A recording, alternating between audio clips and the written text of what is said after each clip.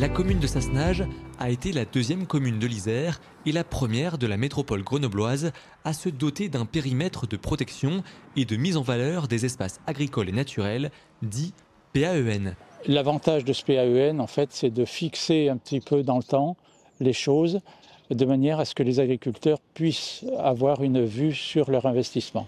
Le PAEN protège durablement les espaces agricoles de la pression foncière dans les zones urbaines. Les agriculteurs peuvent ainsi mieux se protéger sur le long terme.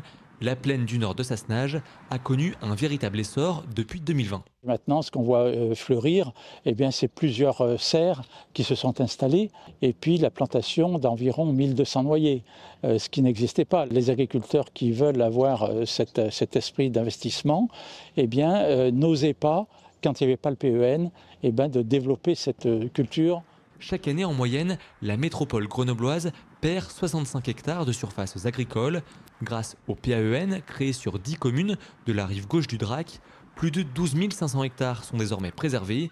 Renaud Cartier s'est récemment installé sur des terrains agricoles familiaux à Vif. Il n'est pas encore très gros celui-là, mais c'est le Cougnou du Forez. C'est la plus adaptée à une vie plein air.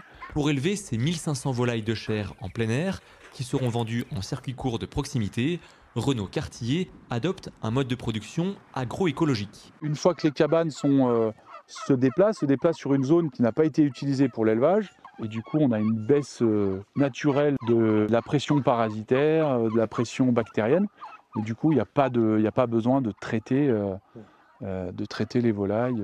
Le PAEN s'accompagne d'un programme d'action animé par la métropole de Grenoble et la Chambre d'agriculture avec des financements du département. Renaud Cartier espère que le PAEN pourra l'aider à mieux communiquer auprès des habitants des environs et l'accompagner dans la plantation de haies et d'arbres pour délimiter et protéger sa parcelle. Il faut effectivement susciter les vocations, mais aussi les accompagner parce que ça coûte cher de s'installer.